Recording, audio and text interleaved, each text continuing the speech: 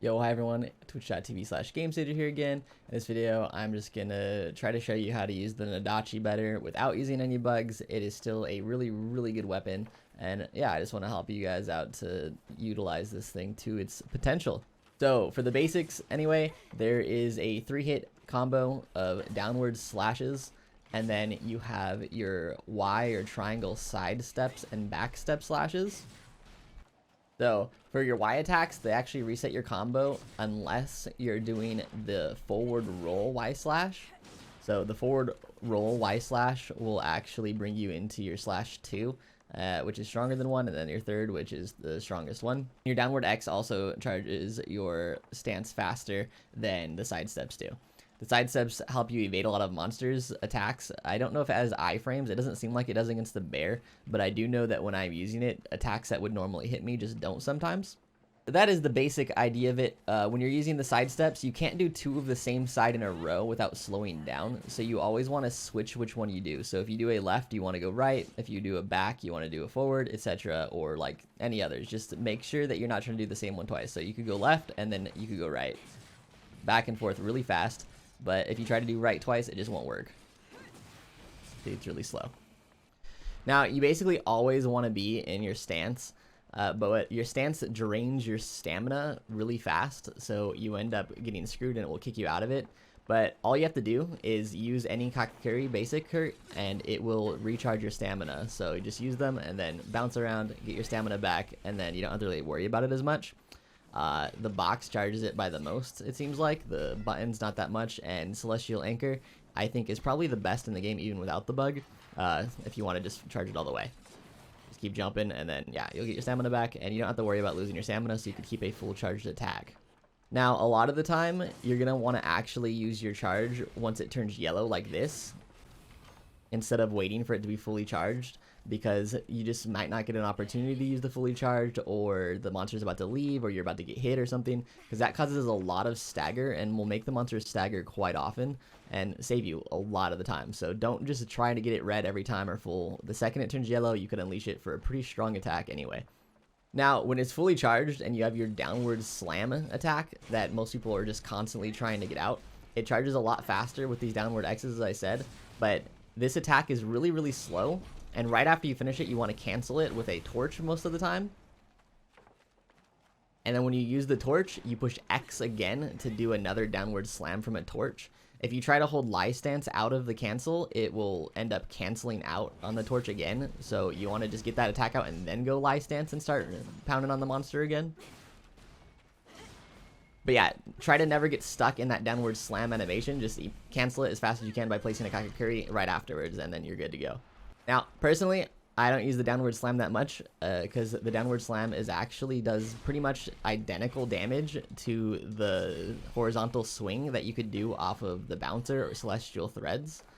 So celestial thread has this one,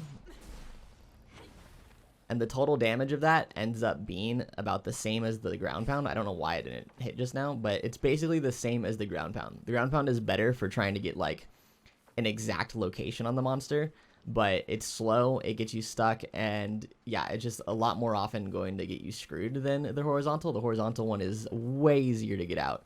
You could use that even when you don't have a full charge, so even when it's like at the very beginning you could use this. It's just a lot weaker. At a yellow, it is going to be stronger, and then at red, it becomes just as strong as the big ground pound. So there's another attack that you could do that looks really strong, but is kind of weak. It's this charge one.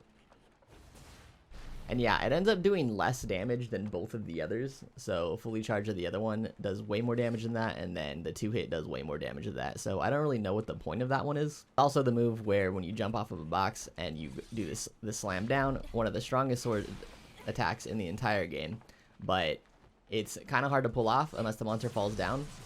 Does a lot of damage, and then releasing a slam right after is a really good way to go about it, and then cancel again with a basic kakakuri.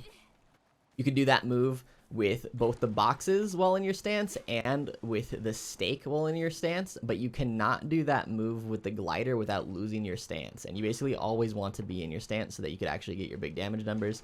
Your basic X and Y attacks just honestly are not that good. And then if you build your weapon right, you'll have things like double strike that increase your attack damage after hitting a charge attack. But yeah, so even I wasn't using Celestial Thread just because I have that whole bug thing where you have infinite of it. But even without infinite of Celestial Thread, it is still really good. What you want to do is you want to go into your stance with it. This is probably the best tool you could possibly use for Greatsword, even if you're not doing the bug.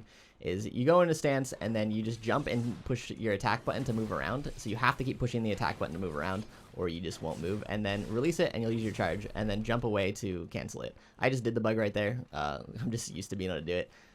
But yeah, so you unleash it, and then you just jump away at the end, and then that will cancel out so you could actually get away.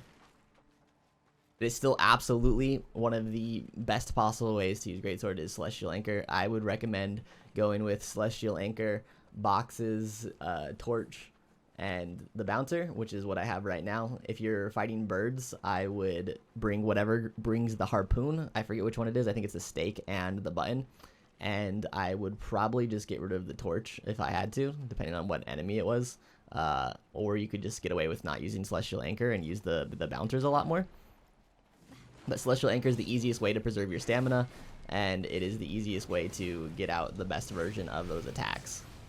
So I'm going to show you how I built my sword. I went this way. I want to redo it a little bit, but this is what I have at the moment. For my armor, the Garuda hat, pretty much like the best hat in the entire game. It's almost always daytime in this game. I don't feel like I fight at night almost ever. So solar protection, 5% extra defense and attack, death ears, fighting while they're in roar state is just amazing. You get so much free damage from that. Like any other damage boost will not add up to the free damage you're getting from deaf ears.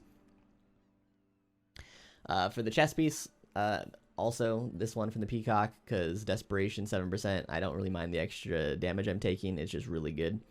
And then the hands, I switch between these with desperation on it and these with dodge boost if I feel like I need to dodge more often. Sometimes I actually have been putting these on for One Stroke Fury. I've been just trying to test it, and I do think these might be better. One Stroke Fury lasts a really long time. Like, it's not like that damage boost, the ones that say for a while, seem to last a lot longer than most other damage boost. For the pants, I am using these from Amaterasu because Sleight of Hand Fury, 10% extra damage from Conjuring and Karakuri. There's not much better damage choices than that. Sometimes I use these again if I need to dodge more, because this also gives me 3% attack, so just really, really good pair to go with swords. And the boots, I use these ones for normal hunts for the extra damage and then the stamina on crits.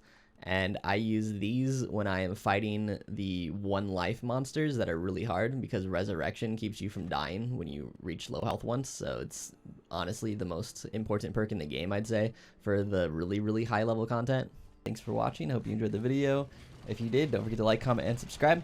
I really think the Nodachi is a great weapon, and hopefully you end up enjoying it a lot more once you figure out how to use it. I saw a lot of slander of this weapon, but I think it's at least top 3 best in the entire game. So yeah, I'll see you guys around. This is just a little clip of me beating this boss in 46 seconds, so enjoy that. Peace.